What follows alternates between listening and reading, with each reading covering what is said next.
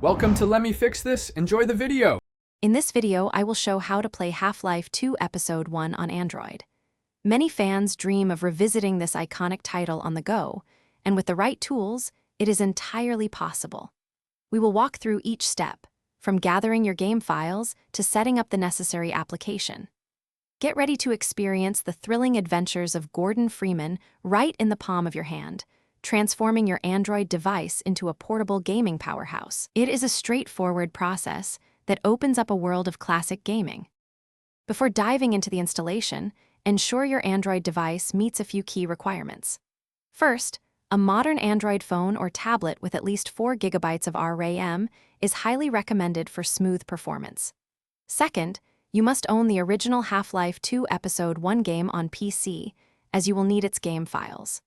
Finally, download the free Zash 3D FWGS Engine application from the Google Play Store. This acts as the crucial bridge for running the game. Now, let's get to the installation. First, connect your Android device to your computer and create a new folder named Zash in your device's internal storage. Next, locate your Half-Life 2 Episode 1 installation on your PC, usually within Steam's Common Apps folder. Find the EP1 folder inside and copy its entire contents into the Zash folder you just created on your Android device. Once copied, open the Zash 3D FWGS app. Select Launch Zash 3D FWGS, and then choose the EP1 mod from the list. With the game loaded, you are ready to play Half-Life 2 Episode 1 on your Android device. Take some time to adjust the video and control settings within the game's menu to suit your preferences. For the best experience, many players find that connecting a Bluetooth controller significantly improves gameplay over touch controls.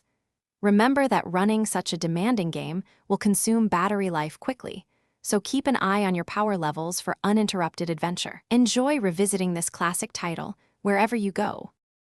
Thanks for watching. If you found this helpful, don't forget to like and subscribe.